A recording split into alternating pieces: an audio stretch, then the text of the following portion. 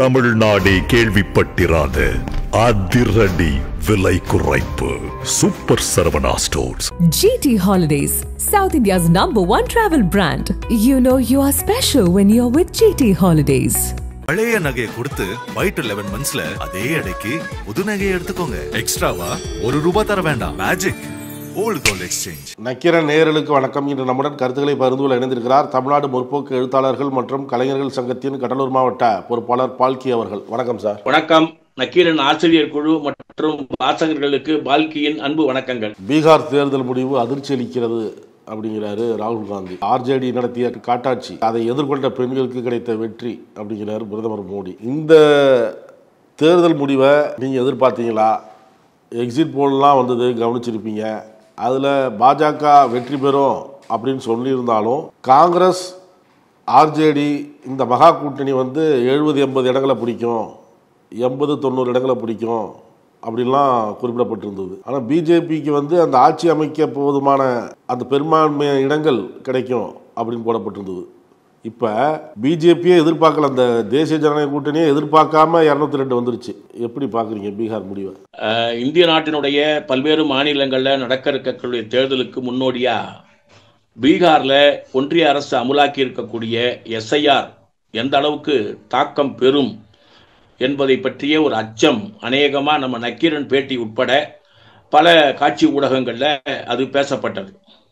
நீங்கள் கேள்வியில் கேட்ட மாதிரி, அதாவது கருத்து கணிப்பு என்ற பெயரில் ஒன்றுமே இல்லாமல் போகும் என்று சொன்ன நாடாளுமன்றத்தினுடைய அந்த கணிப்பு என்பது பொய்யாகி பிஜேபிக்கு மெஜாரிட்டி கிடைக்கவில்லை என்று நாம் 2 நாளைக்கு முன்னால் உள்ள பேட்டியில் கூட பேசணும்.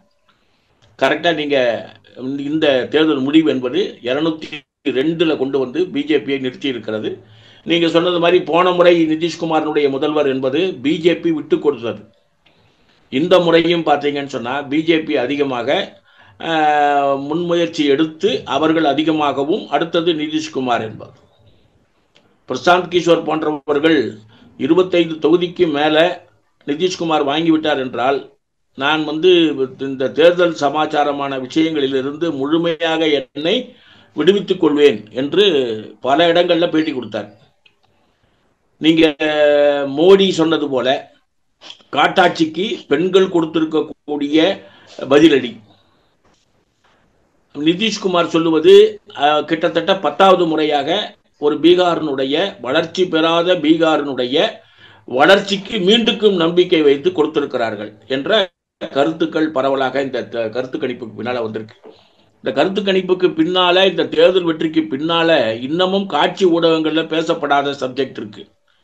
தேர்தல் கமிஷன் பீகாரில் செயல்பட்ட விதம் அநேகமாக வடக்கு பகுதிகளில் சில காட்சி ஊடகங்களில் காட்டப்பட்டதை தேசிய ஊடகங்கள் இன்னமும் காட்டல. நான் சொல்றேன், ஒரு 6-7 தொலைக்காட்சிகளில் நான் தொடர்ந்து நேற்றிலிருந்து பார்த்துட்டு இருக்கேன். அந்த ஆசாராம் என்பவர் ஒரு ஜாமீன்ல வெளியே வந்திருக்கிறாரு. அவருடைய இடத்திற்கு தேர்தல் அதிகாரிகள் போனது ஏன், அதில் கொண்டு செல்லப்பட்ட வாக்கு பெட்டிகளினுடைய கருத்துக்களை பற்றி வெளியிடுக என்று போராட்டம் தேஜஸ்வி யாதவ் டீம் நடத்துது, காங்கிரஸ் நடத்துது. ஆனால் அதற்கு பதிலும் இல்லை. நம்மை போன்ற ஆட்களுக்கு அது வெளிச்சத்துக்கும் வரல. வெளிச்சத்துக்கு வராதனால அந்த சப்ஜெக்டுக்குள்ள நம்ம போக வேண்டியதில்லை. தேர்தல் கமிஷன் பீகாரில் கொடுத்த மிகப்பெரிய ஒத்துழைப்பில் இந்த வெற்றி சாத்தியமாக்கி இருக்கிறது. இதுதான் இன்னைக்கு எழுத்து ஊடகங்கள்லையும் காட்சி ஊடகங்கள்லையும் நமக்கு கிடைச்சிருக்கக்கூடிய ஒரு சில பாசிட்டிவான ரிப்போர்ட். அது என்ன? எலெக்ஷன் கமிஷன் ஒத்துழைப்பு. 6ஆம் தேதி நடந்த வாக்குப்பதிவு நடந்த பகுதிகளில் பிஜேபி கிடைத்த வெற்றி, ஆர்ஜேடிக்கு கிடைத்த வெற்றி, நிதிஷ்குமாருக்கு கிடைத்த வெற்றி தனியா நீங்க பரிசீலனை பண்ணீங்கன்னு சொன்னா, ஜேடியு பின்னால பிஜேபி, அதற்கும் மேல ஆர்ஜேடி. நான் சொல்றது பெற்ற வாக்குகள். அந்த கவுண்டிங் என்பது பின்னால நடந்ததுனால அந்த கவுண்டிங் அவங்களால எடுக்க முடியல. பெற்ற வாக்குகள் இந்த கட்சிகள் இந்த நிலையில் இருக்கின்றன. அப்போ ஆர்ஜேடி முதல்ல, 2வது பிஜேபி, 3வது ஜேடியு நிதிஷ்குமார். இன்னைக்கு முடிவு வெளிவந்த உடனே நம்ம என்ன சொல்றோம்? 10வது முறையாக பீகார் மக்கள் நிதிஷ்குமார் மீது நம்பிக்கை வைத்திருக்கிறார்கள் அப்படின்னு பேசுறாங்க. இந்த சப்ஜெக்டுக்குள்ள நம்ம பின்னால வருவோம்.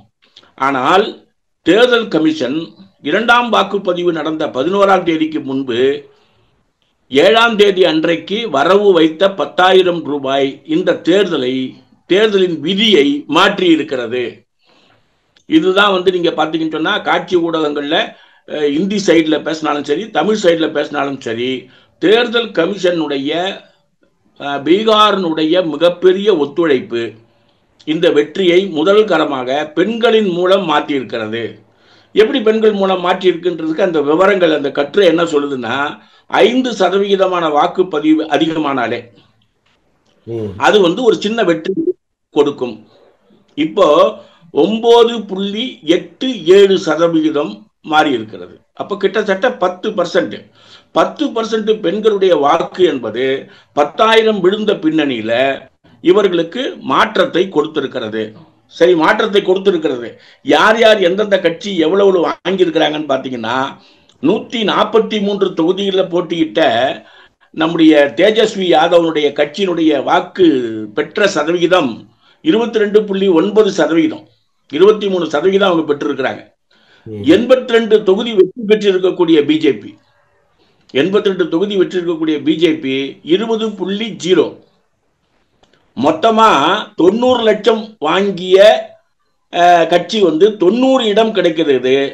95 லட்சம் வாக்குகள் பெற்ற கட்சி 85 இடம் பெற்றிருக்கிறது. 43 லட்சம் வாங்கின காங்கிரஸ் கட்சி 6 இடம் பெற்றிருக்கிறது. மற்ற எல்லா கட்சியும் பார்த்தீங்கன்னு சொன்னா 25 லட்சத்துக்கு கீழே.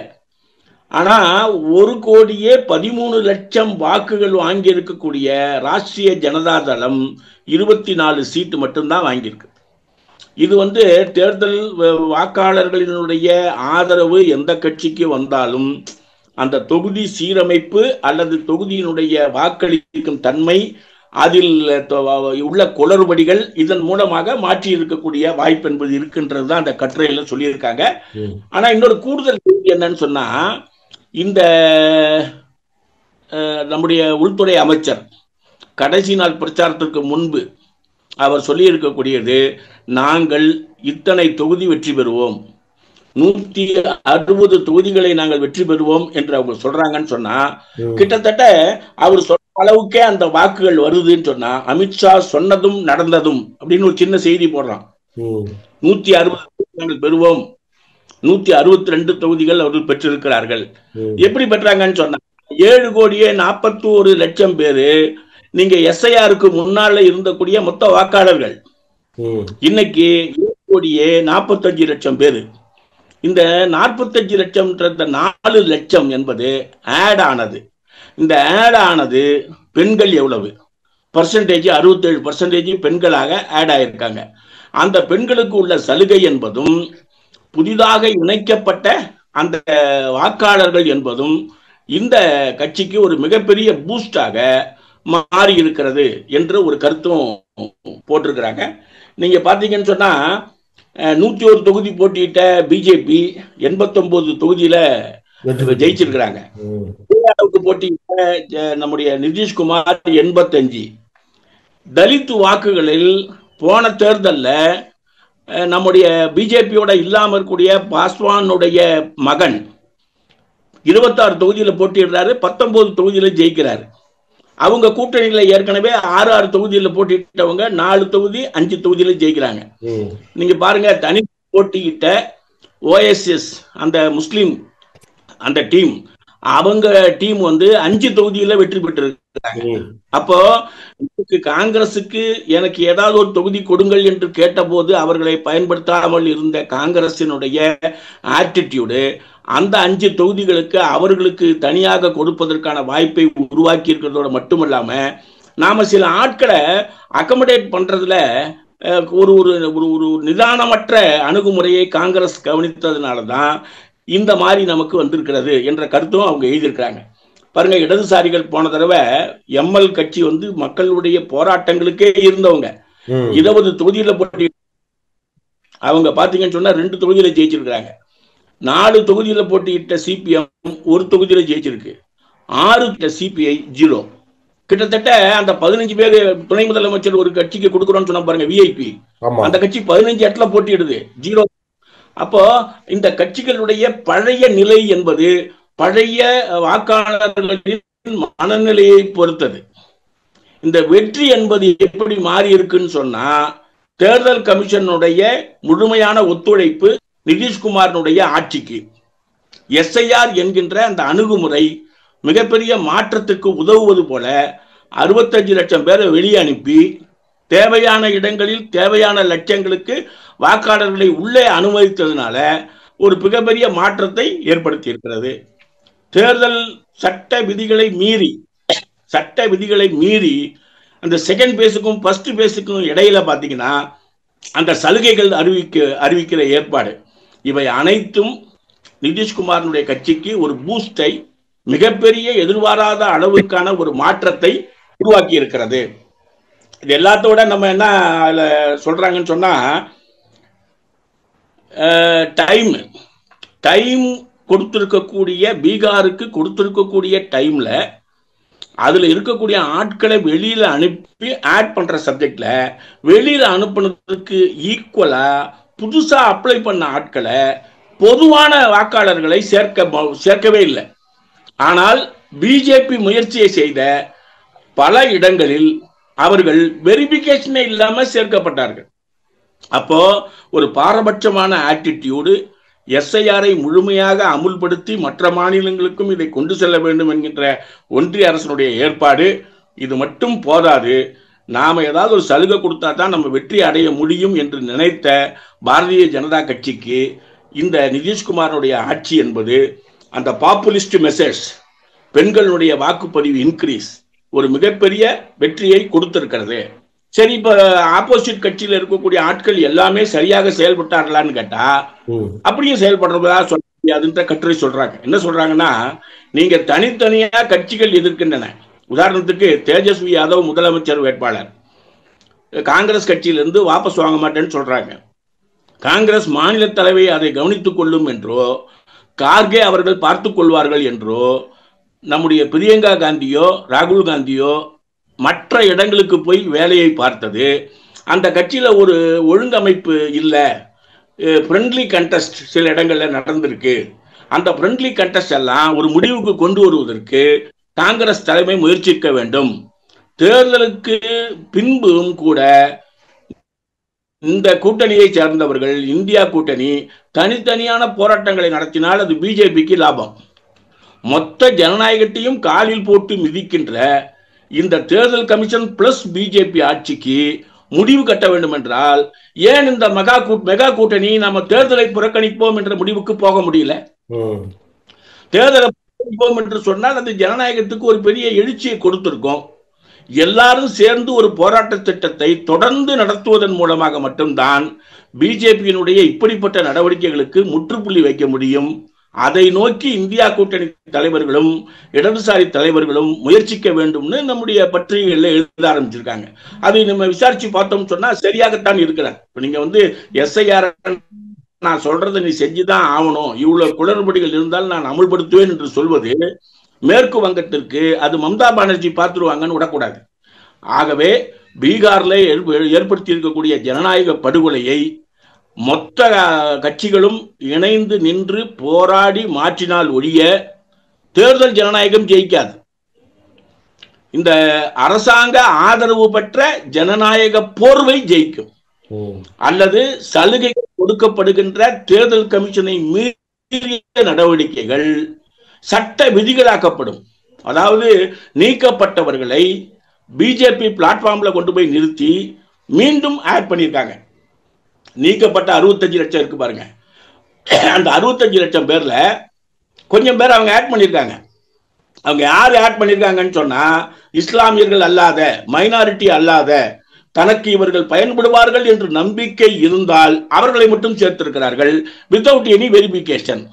அப்போ தேர்தல் கமிஷன் இடி போன்ற அமைப்பாக மாறி இருக்கிறது. இந்த தேர்தல் கமிஷனை மீண்டும் நம்பி மனு கொடுப்பதன் மூலம் ஒரு மாற்றத்தை உருவாக்க முடியாது. ஜனநாயகத்தையும் தேர்தல் நடைமுறைகளில் இருக்க வேண்டிய அந்த நியாயத்தன்மையையும் நேசிக்கக்கூடிய நாம் பீகார் போன்ற ஒரு தேர்தல் இனி நடக்கக்கூடாது என்று முடிவு கட்ட வேண்டும் என்று சொன்னால் முழுமையான எதிர்கட்சிகளுடைய ஒற்றுமையோடு தொடர்ந்த போராட்டங்கள் அவசியம்னு தான் நம்முடைய கட்டுரைகள் எழுதுகின்றன. அதை நோக்கிய பயணம் தான் இந்த அணுகுமுறையை மாற்றும். அப்படி இல்லைன்னு சொன்னா இனிமேல் பிஜேபி சொல்லுகின்ற வகையில் தேர்தல் நடக்கும், அவர்கள் தான் ஆட்சிக்கு வருவார்கள். ஒரு நாடு, ஒரு கட்சி, ஒரு தேர்தல் கமிஷன் என்ற முறையில் அது போய்விடும். இந்தியா போன்ற மதச்சார்பற்ற ஜனநாயக நாட்டிற்கு அப்படி போவது ஆரோக்கியமான அணுகுமுறை இல்லை என்றுதான் நிறைய அரசியல் வல்லுநர்கள் சொல்லி இருக்கிறாங்க. அந்த திசையை நோக்கி தான் நம்ம பார்க்க வேண்டியது இந்த விஷயத்தை. நீங்க பேசும்போது குறிப்பிட்டீங்க விஐபி கட்சி, காங்கிரஸ் கூட்டணியில் இருந்த விஐபி கட்சி, அந்த வேட்பாளர் அவர் என்ன துணை முதல்வராக அந்த கட்சிக்கு கொடுத்துருந்தாங்க. அப்படி இந்தியா கூட்டணி ஜெயிச்சா அவர் தான் துணை முதல்வர். அவர் சொல்கிறாரு, நீங்கள் சொன்ன மாதிரியே இந்த 10,000 ரூபா போட்டது தான் பெரிய தோல்வி எங்களுக்கு, இந்த 10,000 ரூபா தான் வெற்றியை அவங்களுக்கு தீர்மானிச்சிருக்கு அப்படின்னு அவர் சொல்கிறாரு. அதேபோல் பல்வேறு கட்சியினரும் சொல்கிறாங்க. காங்கிரஸ் கட்சியின் அசோக் கெலாட்டும் அதான் சொல்கிறாரு. கடைசி நேரத்தில் அவங்களுக்கு 10,000 ரூபா போட்டது தான் பெண்கள் அங்கே வாக்களிச்சிட்டாங்க அப்படின்னு சொல்லி. அந்த 2,500 ரூபா தேஜஸ்வி சொன்னதை யாரும் நம்பலை. அது மட்டும் இல்லை, இவங்க கொடுத்த வாக்குறுதி நிறைவேற்ற முடியாத அளவுக்கு உள்ள வாக்குறுதிகள் கொடுத்தாங்க, அதனால தான் மக்கள் நம்பலை அப்படிங்கிற ஒரு பேச்சு இருக்குது அப்படிங்கிறாங்க. இன்றைய நாளிதழில் இங்கே வசிக்கக்கூடிய, தமிழ்நாட்டில் வசிக்கக்கூடிய பீகார் மக்களை கருத்து கேட்டு போட்டிருக்காங்க. அதில் பெரும்பாலானோர் சொல்கிறது அந்த 10,000 ரூபா தான் வெற்றியை தீர்மானிச்சிருக்கு அப்படின்னு சொல்கிறாங்க. மோடி பேசும்போது சொல்கிறாரு, நாங்கள் மக்கள் சேவகர்கள், அதனால தான் மக்களின் மனதை நாங்கள் திருடியுள்ளோம்.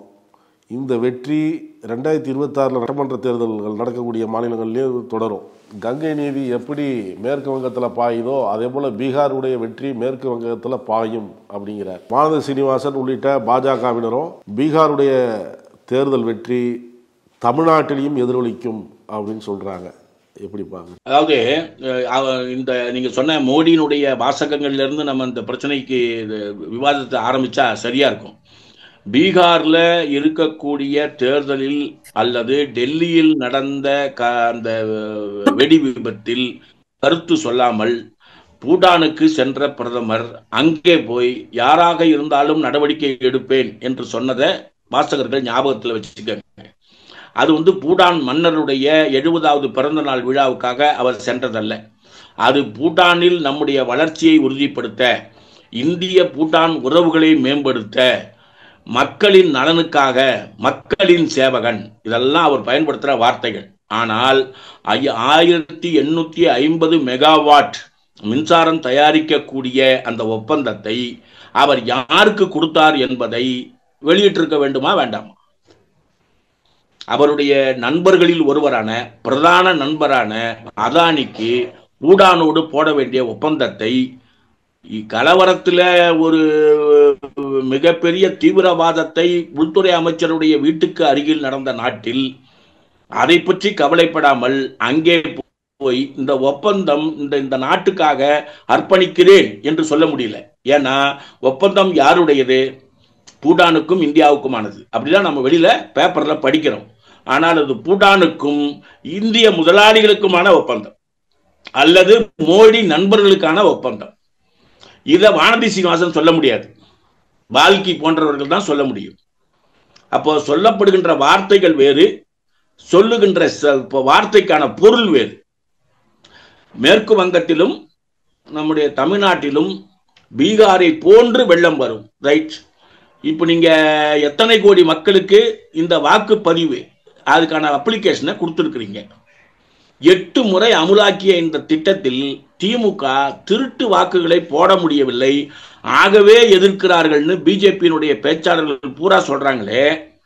8 முறை அனுமதிக்கப்பட்ட அந்த முறையில் அனைத்து வாக்காளர்களும் நீக்கப்பட்டு அனைவரும் கொடுக்கப்பட வேண்டும் என்று இருந்ததா? வானதி சீனிவாசன் பதில் சொல்லல, நிர்மலா சீதாராமன் பதில் சொல்லல, அவர்கள் சார்பாக யாருமே பதில் சொல்லல. நாம கேட்கிற கேள்வி என்ன? தமிழ்நாட்டில் உள்ள 6 கோடிக்கு மேலான வாக்காளர்களுக்கு அனைவரையும் நீக்கி மறுபடியும் சேர்க்க வேண்டும் என்பது யார் எடுத்த முடிவு? எந்த பாராளுமன்றம் அனுமதி கொடுத்தது? அப்படிப்பட்ட அதிகாரம் ஞானேஸ்வருக்கு யார் கொடுத்தது? தமிழகத்தினுடைய தேர்தல் அதிகாரிகள் தமிழகத்தினுடைய தேர்தலில் சின்ன டிவி கலைஞர் பீரியட்ல கொடுக்கும்போது அது கொடுக்கப்படாத 9 மாவட்டங்களில் தேர்தல் அறிவித்தவுடன் அதை அப்படியே லாக் பண்ணி சீல் வச்சாங்க. இலவச வேட்டி சேலைகள் கொடுக்கப்படுகின்ற போது நடந்த தேர்தலுக்கு தேர்தல் அதிகாரிகள் அப்படியே நிறுத்தி தேர்தல் நடத்தி முடிச்ச பிறகு கொடுத்தாங்க. ஜனநாயகம் தமிழ்நாட்டில் யார் ஆட்சியில் இருந்தாலும் தேர்தல் அதிகாரிகள் சிறப்பாக செய்தார்கள். அது அப்ப ஞானேஸ்வர் என்கின்ற பெயரே அகராதியில கிடையாது. ஆனால் பீகார்ல ஞானேஸ்வரனுடைய அதிகாரம் என்பது ராமாயணத்துல ராமருக்கு அனுமான் உதவுவது போல. அது அணில சொல்லி அனுமான சொன்னாலும் சரி, ராமாயணத்துல அனுமான் இல்லாம ராமாயணமே கிடையாது. தேர்தல் கமிஷன் இல்லாம பிஜேபியே கிடையாது. இப்ப பிஜேபியினுடைய இந்த வெற்றி என்பது இந்த அணுகுமுறையில ஏற்பட்ட மாற்றத்தில் காரணமாக நடந்திருக்குன்னு சொல்றோம். 160 இடத்துல வெற்றி பெறுவோம்னு அமித்ஷா சொல்றாரு. இதை சரியா கவனிச்சவரு 8 கிலோமீட்டருக்கு பக்கத்துல ஒரு கார்ல வெடிகுண்டு வெடிக்கிறதுக்கான வாய்ப்புகள் இருப்பதை தவற விட்டு விட்டார். அதை தவற விட்டதும் தேர்தலுக்காக, இதை சொன்னதும் தேர்தல் வெற்றிக்காக. சூத்திரதாரி யாருன்னு பாத்தீங்கன்னா அமித்ஷா அவர்கள் தான். அவர் 160 சொல்றாரு, 162 வருகிறது. எவ்வளவு பேரை எடுக்க வேண்டும் என்பதை ஞானேஸ்வர் முடிவு செய்யவில்லை, அமித்ஷா சொல்லுவதை ஞானேஸ்வர் அமலாக்கினார். அப்ப தேர்தல் கமிஷன் இடி போன்று பிஜேபிக்கு நேர் அமைப்பாக, துணை அமைப்பாக அல்ல, நேர் அமைப்பாக மாறி இருக்கிறது. நான் உதாரணத்துக்கு உங்களுக்கு சொன்னேன், கேரளாவில் இருக்கக்கூடிய ஒரு 19 இடங்கள்ல நீங்கள் வாக்குச்சாவடி சொல்லி இருக்கக்கூடிய இடத்துல அப்படி ஒரு ஊரும் கிடையாது, பேரும் கிடையாது. அது அதுல உள்ள குளறுபடி என்று அந்த மாநில அரசை தவிர வேற யாரும் சொல்ல முடியும்? தமிழ்நாட்டில் நம்ம ஏற்கனவே சொன்னோம், நீங்க கொடுத்த தொலைபேசி எண்ணுல அப்படிப்பட்ட தேர்தல் அதிகாரியே இல்ல, வேற ஒரு ஆபீஸ்ல வேலை செய்யற சூப்பரண்ட் இருக்காரு, ஒரு மேனேஜர் இருக்காரு. இதை சரி செய்யாமல் எப்படி செய்ய முடியும்னு கேள்வி கேட்டா, எஸ்ஐஆரை பார்த்து திமுக பயப்படுகிறது என்று சொல்கிறார்கள் என்று சொன்னால், யானைக்கு அறம் குதிரைக்கு குர்ரம், அது சரி என்று சொல்றவங்க தான் சொல்ல முடியும். அதுக்கு பொருந்தது இதுக்கு பொருந்தும் சொல்லக்கூடாது. ஆகவே தமிழ்நாடு நம்முடைய மேற்கு வந்து அவர் நினைச்சது போல இல்லை. எதிர்ப்புகள் ஜனநாயக முறையில் இருக்கும், அரசியல் பூர்வமான எதிர்ப்பு அல்லது ஜனநாயக பூர்வமான எதிர்ப்பு. அதுல என்ன ஒரே ஒரு பழகினோம், ஒவ்வொரு கட்சியும் தனித்தனியாக போராடி கொண்டிருக்கிறார்கள். இப்ப பல எழுத்து ஊடகங்கள்ல சொல்லி இருக்கிறது மாதிரி, இனிமேல் இவர்களை எதிர்க்க வேண்டும் என்று சொன்னால் அனைத்து கட்சிகளும் ஒன்றாக சேர்ந்து எதிர்ப்பதன் மூலம் அந்த நடவடிக்கைக்கு ஒரு முற்றுப்புள்ளி வைக்க முடியும். இந்த ஒரு இடதுசாரி எழுத்தாளர் கேட்டிருக்கிறாரு வயர்ன்ற பத்திரிகையில, நீங்க வந்து ஒட்டுமொத்தமாக தேர்தலை புறக்கணிக்கிறோம் என்று சொன்னால் அது தேர்தல் கமிஷன் பயந்திருக்கும் சொல்றாரு. கற்பனை தான். இந்த தேர்தல் கமிஷன் அதுக்கும் பயன்படாது. 25 பேர் வாக்களிக்கிறார்கள், 21 பேர் ஒரு கட்சிக்கு ஆதரவாக இருக்கிறாங்க. 21-4 மெஜாரிட்டி எது? 21. அதை தேர்ந்தெடுக்கணும். சண்டிகார்ல தேர்ந்தெடுக்கல, மேயர் தேர்தல்ல கோர்ட்டுக்கு போறாங்க.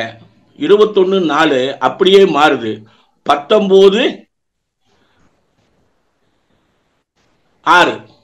இந்த 19 எப்படி மாறிச்சுன்னு சொன்னா 4 இருந்தது பாருங்க, அவங்க 19 மாறுறாங்க. அந்த இடைக்கால நிவாரணம் என்பது எதிர்கட்சிகளுக்கு கொடுக்கப்பட்டு அவர்களை விலைக்கு வாங்குகின்ற தன்மை பிஜேபிக்கு அதிகம். மேயர் தேர்தலில் என்ன நடக்கிறதோ அதுதான் மகாராஷ்டிராவில் நடந்தது. மகாராஷ்டிராவில் என்ன நடந்ததோ அதுதான் பீகார்ல நடந்து கொண்டிருக்கிறது. இதை அப்படியே மற்ற மாநிலங்களுக்கு விஸ்தரிக்க யோசிக்கிறார்கள். எதிர்ப்பு வந்தால் இந்த அரசு என்ன செய்யும்னு சொன்னா, நாங்கள் ஒரு கட்சி, நாங்கள் சொல்லுகின்ற தேர்தல் கமிஷன், நாங்கள் சொல்லுகின்ற முறை, இதை ஏற்பவர்கள் மட்டுமே வாக்காளர்கள். கிட்டத்தட்ட அந்த திசையை நோக்கி நாம் போய்கொண்டிருக்கிறோம். ராஜவேலுவும் பால்கியும் வாக்காளர் பட்டியலில் இருக்காங்களான்னு வெரிஃபை பண்றத நாம போய் பார்க்கலன்னு சொன்னா, நம்ம 2 பேரும் எதிர் சிந்தனையாளர்கள் சொன்னா, மறுபடியும் அவர்களுடைய பெயர்கள் உள்ளே வந்தால் ஆட்டோமேட்டிக்கா டெலீட் பண்ணுவதற்கு கூட அவங்க சாப்ட்வேர்ல செய்வதற்கான வாய்ப்புகள் இருக்கிறது. சோ சார்பாளர்களை வைத்துக்கொண்டு தேர்தல் கமிஷன் வாக்காளர்கள் ஆட்சி, வாக்காளர்கள் ஆட்சியை தீர்மானித்தது என்று மாறி ஆட்சியாளர்கள் வாக்காளர்களை தீர்மானிக்கிறார்கள். அந்த வாக்காளர்களை சரி என்று சொல்வதற்கு தேர்தல் கமிஷன் வந்திருக்கிறது. ஒரு வித்தியாசமான மோசமான தேர்தல் அணுகுமுறை இது. இது எதிர்க்கப்பட வேண்டிய ஒன்று. எதிர்கட்சிகள் ஒற்றுமையாக இருந்தா இந்த வெற்றி பெற்றிருக்கலாம், அந்த தோல்வியை சந்திச்சிருக்க தேவையில்ல அப்படின்னு சொல்லியிருக்கீங்க. கருத்துக்களை பகிர்ந்துள்ளதற்கு நன்றி. மீண்டும் ஒரு வாய்ப்பில் சந்திப்போம். கருத்துக்களை கேட்டமைக்கு நன்றி. வணக்கம். நக்கீரன் டிவிக்கு சப்ஸ்கிரைப் செய்யுங்கள். உங்கள் ஆதரவே எங்கள் பலம்.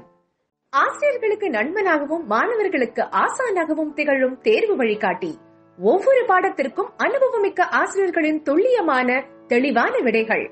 CNC இருக்கு, தேர்வு பயம் எதற்கு? இது தீரன் பப்ளிஷிங் ஹவுஸ் விற்பனை வெளியீடு.